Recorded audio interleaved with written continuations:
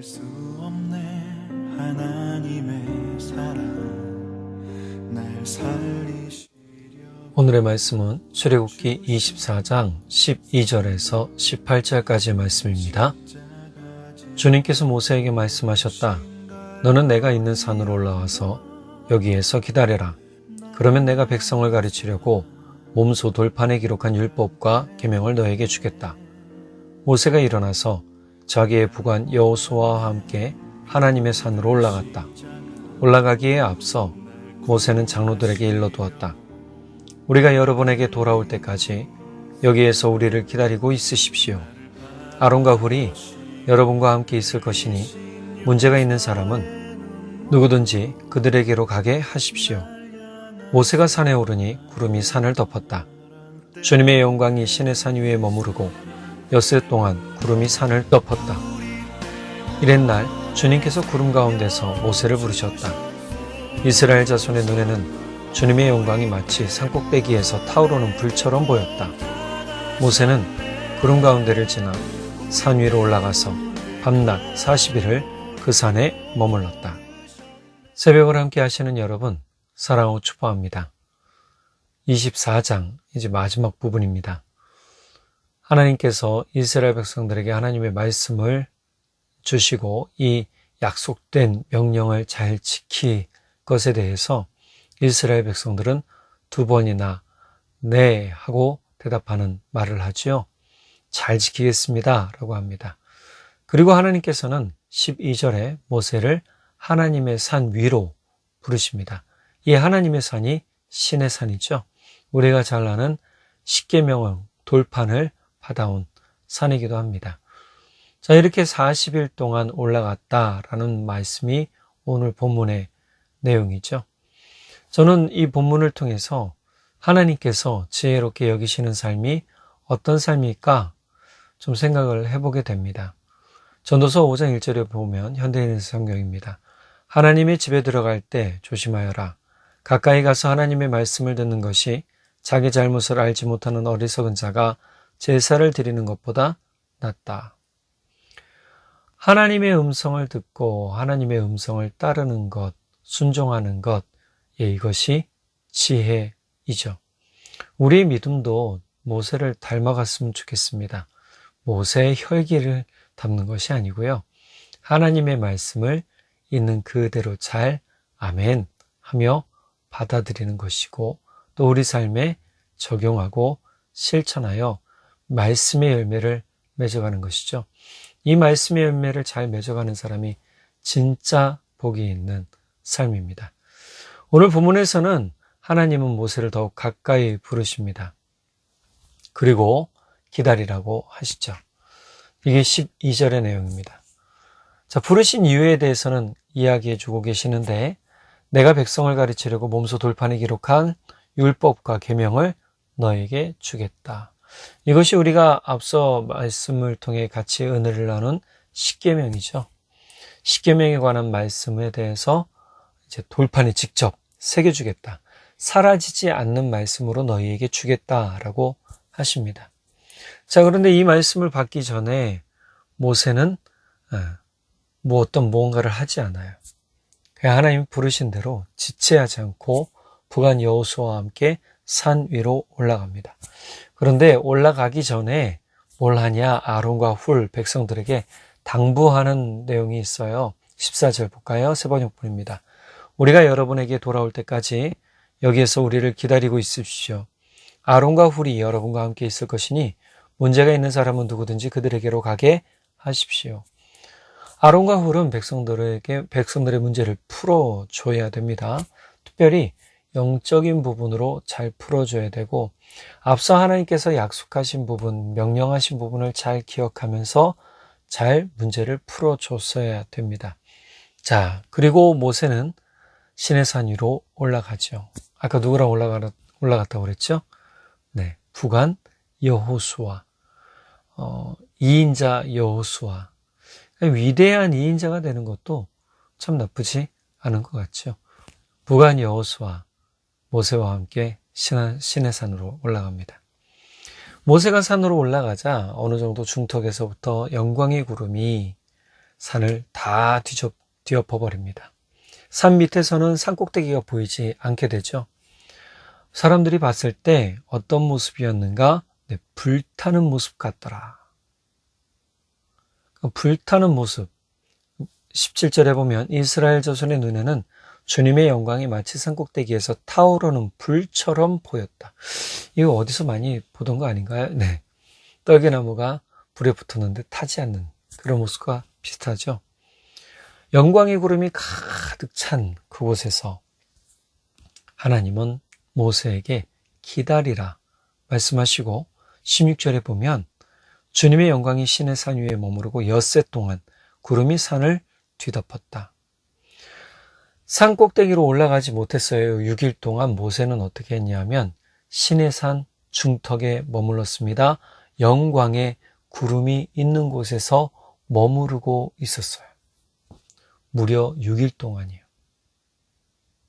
자, 이렇게 6일 동안 기다리면서 무엇을 했을까요? 아마 하나님을 만날 기도를 하고 있었겠고 자신의 영적 준비를 또 하고 있었겠죠. 여호수아도 그때 훈련 받았을 겁니다. 아주 분명하게 보이죠. 훈련받은 여호수아, 또 모세와 함께 가는 든든한 여호수아, 모세에게는 얼마나 큰 힘이 되었을까요? 시편에는 하나님을 기다린다는 표현이 나오는데요. 공동번역에서는 시편의 내용을 이렇게 얘기를 해요. 시편 119편 23편 공동번역입니다. 당신의 구원을 눈 빠지게 기다려오며 시편 119편 82절을 이 몸이 당신 약속을 눈 빠지게 기다립니다. 시편 145편 15절 모든 눈들이 당신만 쳐다보고 기다립니다. 여기서 좀 특이한 번역인데요. 진짜 눈 빠지게 기다린다라는 것은 그 눈을 고정시켜 놓고 눈 깜빡이는 시간조차도 아까워서 눈을 깜빡이지 못하고 있는 그러한 상황이죠. 여러분 눈을 계속 떠보고 있어 보세요. 눈 시리고에 눈이 빠질 것 같은 느낌이 들잖아요. 그런 표현입니다. 눈 빠지라는 것은 내 눈을 하나님께 고정시켜 놓고 어디로 돌리지도 못하고 하나님이 혹시나 나를 놓치실까, 나를 보시지 못할까봐, 내가 하나님을 놓칠까봐 눈 깜빡이는 것조차도 아까워서 깜빡이지 못하고 있는 상황을 이야기하는 것이죠. 자, 그러면서 이렇게 하면서 뭘 기다린다고 얘기합니까? 구원과 도움과 약속을 기다린다라고 시편 저자들은 이야기하고 있어요. 조금 더 순화해서 본다면 세번역본이 이렇게 얘기하고 있어요. 내 눈이 주님의 구원을 기다리다가 피곤해지고 주님의 의로운 말씀을 기다리다가 지쳤습니다. 눈이 피곤하면 쉽게 지치고 피곤하게 되죠. 진짜 몸이 지친다는 표현이 딱 맞아요. 저도 안경을 이렇게 쓰고 있지만 두 개입니다. 하나는 동그란 안경이고 하나는 지금 쓰는 안경인데 동그란 건 멀리 보기 위한 것이고 지금 쓰는 안경은 가까이 보기 위한 안경이죠. 좀 가까이만 보려고 하면 멀리 보는 안경으로 가까이 보면 피곤해져요. 글자도 겹쳐 보이고요. 자, 마찬가지입니다. 하나님을 향한 그 간절함이 지금 절절하게 드러나 있는 말씀들이 시편에서 나와 있잖아요. 지금 모세는요, 기다려야 되는 거예요. 우리의 삶도 그렇지 않나요? 믿음의 인내는요, 삶에서 열매를 보기 위함도 있겠지만 가장 먼저는 하나님을 만나는 데 있다라는 거예요. 잠언 8장 34절 현대인의 성경에 보면 누구든지 내 말을 듣고 날마다 문 앞에서 나를 찾으며 문 밖에서 나를 기다리는 자는 복이 있다. 하나님을 찾고 기다리는 사람, 말씀을 듣고 찾으며 기다리는 사람이 복이 있다라고 얘기를 해주잖아요. 예레미야애가 3장 24절에서 27절 현대인의 성경에 보면 뭐라고 번역해놨냐면 내 심령이 말하는구나. 여호와는 나의 전체의 힘으로 내 희망을 그에게 두리라. 여호와께서는 자기에게 희망을 걸고 자기를 찾는 자에게 은혜를 베푸시니 여호와의 구원을 조용히 기다리는 것이 좋고 사람이 젊었을 때 이런 인내를 배우며 훈련하는 것이 좋다. 지금 26절, 27절 뭐라고 그럽니까? 여호와의 구원을 조용히 기다리는 것이 좋고 젊었을 때 이런 인내를 배우며 훈련하는 것이 좋다. 기다림을 훈련받는 것이 뭐예요? 좋다. 우리는 조급해하지 말아야 돼요. 모세 지금 6일 동안 기다리면서 조급해하나요? 그렇지 않아요. 하나님께서 영광의 구름 가운데 자신이 지금 머물러 있는 그 순간에 하나님께서 부르실 때까지 뭐하고 있어요? 인내하고 기다리고 있죠. 그리고 하나님께서 부르실 때 나아갑니다. 모세는 그 이후로 하나님과 40일간 함께 머무르게 되죠. 우리도 믿음의 인내를 가지고 하나님 앞에 머물러 있어야 됩니다. 주님의 때에 주님께서 만나주시고 하나님의 놀라운 만남을 이루어 주십니다. 지금 우리가 해야 할 것은요, 하나님의 음성에 귀를 기울이고 하나님께 마음을 열며 하나님을 찾으며 하나님께서 부르실 때 바로 나아갈 수 있는 준비를 하는 거예요. 이러한 준비가 바로 믿음의 준비, 하나님을 만날 준비가 되는 것이죠. 그러니까 우리가 믿음 생활하면서 자꾸만 조급해지는데요. 그 조급증을 버려야 됩니다. 제가 지난번에도 한번 말씀드렸지만 우리가 신앙의 조급증을 버려야 잘못된 믿음으로 나아가지 않아요. 우리가 하나님을 향한 믿음 가운데 인내하고 기다리는 것이 좋다라고 예레미야가 이야기하는 것은 지금 하나님을 만나는 시간이 희망을 두는 시간인데 이 희망을 하나님 절대 꺾지 않으신다라는 것을 보여주고 있는 부분이란 말이에요. 하나님께 희망을 두고 하나님께 소망을 두는 사람을 하나님이 불쌍히 여기시고 하나님이 진짜 사랑해 주신다고 이야기해 주고 있단 말이에요. 그러니 우리는 이 기다림에 대해서 피곤하고 진짜 지칠지라도 이 기다림을 포기하지 말아야 되는 것이죠. 혹시 너무 오랜 기다림에 심령이 지쳐 있나요? 실망하지 마시고 하나님께 끝까지 희망을 두시기 바랍니다.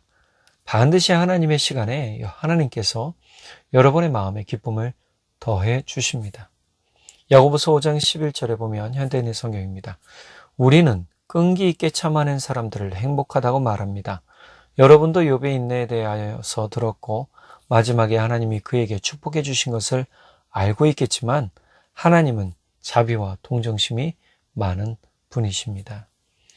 그렇습니다. 우리가 기다리는 사람이 되는 것 너무너무 중요합니다. 어떻게 말해도 우리는 기다리는 삶이 되어야 됩니다. 하나님께서는 우리의 기다림을 반드시 바라보시고 또 응답해 주시고 우리가 하나님께 희망을 두고 소망을 둘 때 하나님께서 복되게 해주신다는 사실 꼭 믿으시고 기억하시면서 오늘도 주님과 함께 나는 살아가리라 하고 선포하고 나아가는 여러분의 삶, 우리 모두의 삶이 되기를 간절히 바랍니다. 기도하겠습니다. 사랑의 주님, 참 감사합니다. 우리가 복이 있는 기다림, 복이 있는 인내가 무엇이겠습니까? 하나님의 말씀을 듣고 하나님을 찾으며 하나님을 기다리는 그 인생이 복이 있습니다. 주님의 음성에 우리가 귀를 기울이며 준비하겠습니다. 6일 동안 영광의 구름 가운데서 자신의 삶을 거룩하게 만들어가며 기도하고 영적으로 준비해갔던 모세가 7일째에 하나님의 음성을 듣고 앞으로 나아갔던 모습처럼 우리의 삶도 그렇게 준비되어 하나님 부르실 때 나아가겠으니 주님 우리의 영이 깨어있게 하시고 우리의 삶이 죄악의 삶이 아니라 영광으로 거룩하여져서 주님의 영광을 덧입고 살아가는 복된 삶 되도록 성령 하나님 붙드시고 인도해 주십시오. 예수님, 우리가 주의 보혈로 거룩해지고 모든 죄가 씻김받아 주의 은혜 가운데 영광의 모습으로 같이 변화되는 아름다움을 꿈꾸게 하시고 소망 가운데 살도록 인도해 주십시오. 주님께서 우리와 함께 하시고 우리의 삶을 주의 영광 가운데 머무르게 하실 것을 믿고 감사드리며 영광의 주님이신 예수 그리스도의 이름으로 기도드렸습니다. 아멘. 여러분 오늘 하루도 주님과 함께 주님을 기다리며 기뻐하는 삶으로 살아가시기를 간절히 바랍니다. 사랑하고 축복합니다.